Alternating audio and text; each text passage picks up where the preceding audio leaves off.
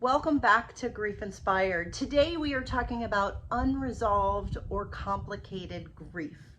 And this is coming from a question that I got on the comments section in one of my videos. So we're going to talk about what unresolved grief is and then answer a question specifically.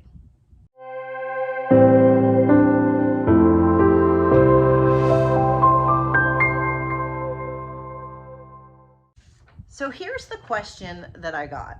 And the writer writes, now that I've experienced loss, I feel immediate grief when someone else is going through a severe loss. Is this a sign of unresolved grief?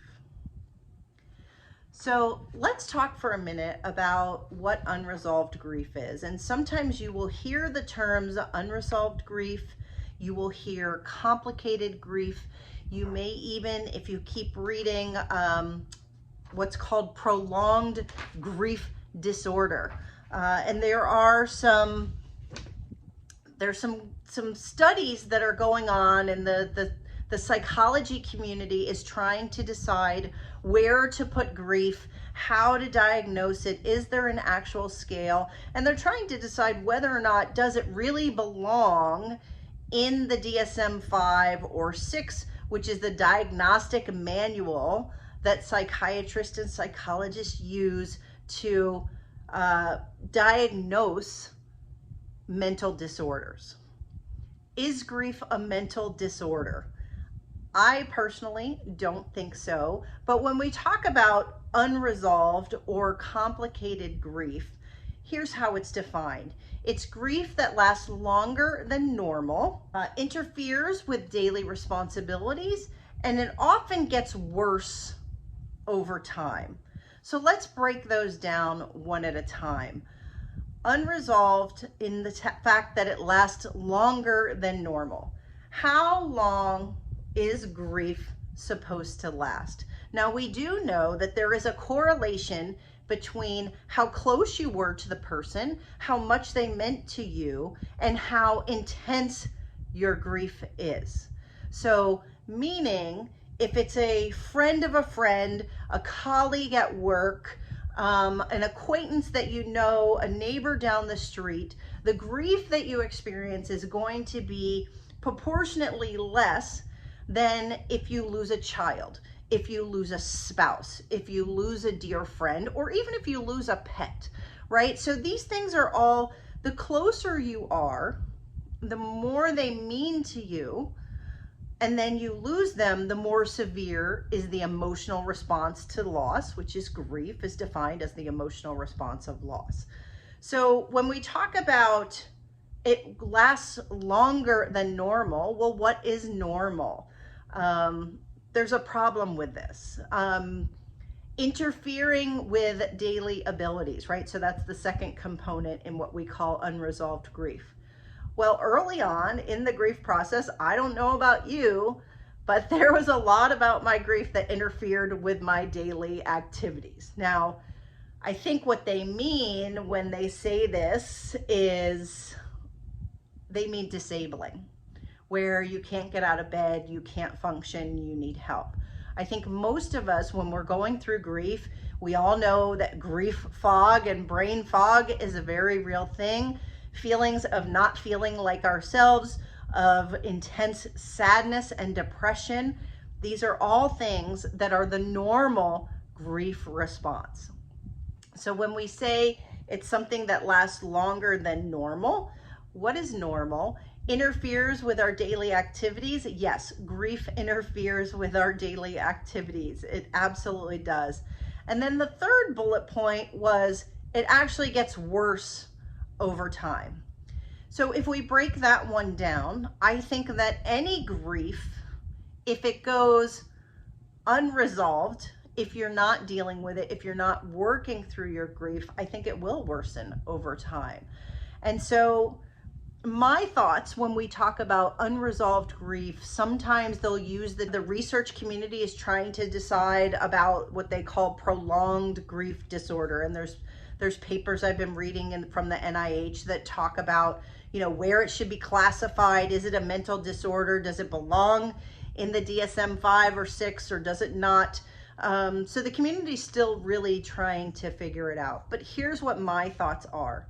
I think we have to be careful about labeling ourselves. I think that when we are deep in grief, I think we're looking for answers. And I think that being able to say, well, I'm deep in grief, I'm hopeless because I have unresolved grief.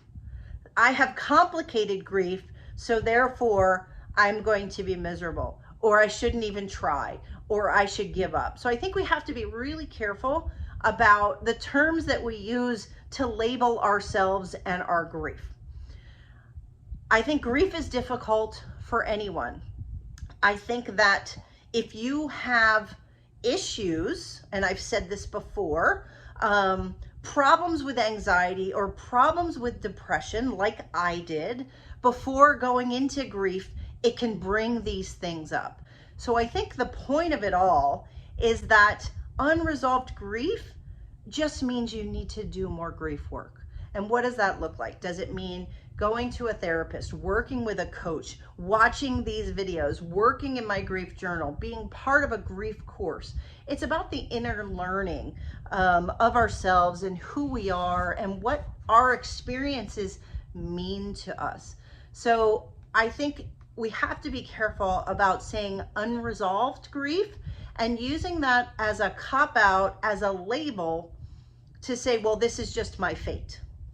And so I want to be very careful about that. Now, in direct response to this question where she says, now that I've experienced loss, I feel immediate grief when someone else is going through severe loss. And she's asking, is this a sign of unresolved grief? Based on what I know here, I would say no, it's not. Here's what happens when you go through the grief process yourself. It's such an education, right? You learn, you have emotions that you've never been through. You learn what real pain is. You go through it yourself. You know what it is. And every person that I work with talks about how you develop a sense of compassion, right? When you've gone through grief yourself and you're surprised by how hard it is, I think it's very normal for us to look at other people and say, oh my gosh, this happened to somebody else that I knew, and I had no idea what it was like. But I do know now, because now I've gone through it. So I think those of us who have gone through grief and loss, I think we do have a heightened sense of compassion. And so when she says she feels immediate grief when someone else is going through a loss, I think that's just compassion.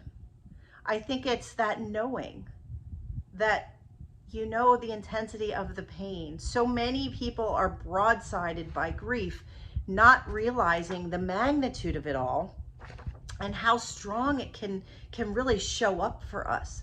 And so I think when we see that in other people, it taps into our compassion. I can listen to stories of people sharing their loss with me all day long because I want to be in that space and I want to help, and I have this sense of compassion where I need to help.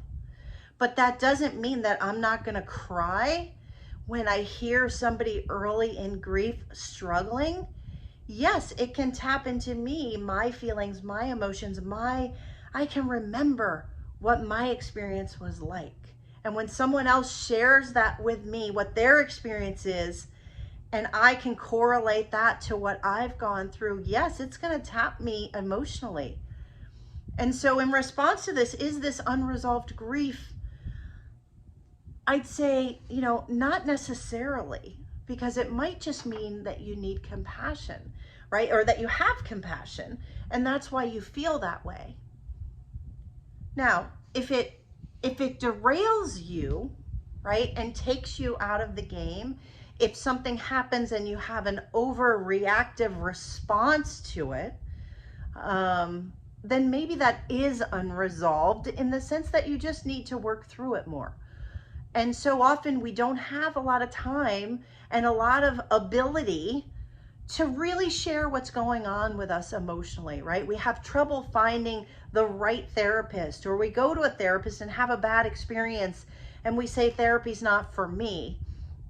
And I shake my head and I'm like, there's lots of therapists, and there's good ones and there's not so good ones, and you need to keep going until you find a good one, because when you find a good one who really syncs with you, and it's an individual thing, but I'm talking about therapists that really get you and you get them, you can get a lot of work done, and it can be super, super rewarding. But going to see a coach and working through it, like what I do in my grief courses, all of these things are going to build awareness about ourselves, awareness about our emotions, and what it means. And again, we wouldn't have these strong emotional responses if it didn't somehow tap into our values and what we see as important in the world, whether it be love, whether it be compassion for someone else, whether it be how someone else is being wronged. I had an experience lately where I have been cleaning out my closet, and I realized I have all of these dresses that are like work-related dresses that I know I'm not going to wear again. And so I decided to donate them. And I donated them to a local women's shelter that is this amazing organization that takes women in who are victims of domestic violence and abuse, and takes them in and gives them a safe place to be, and feeds them and gives them what they need. If they need to, get a job and get back into the workforce, that's why they have a clothing center for women who are re-entering the workforce, which is why I donated my dresses. And I left there and I called a friend because I was so emotionally moved.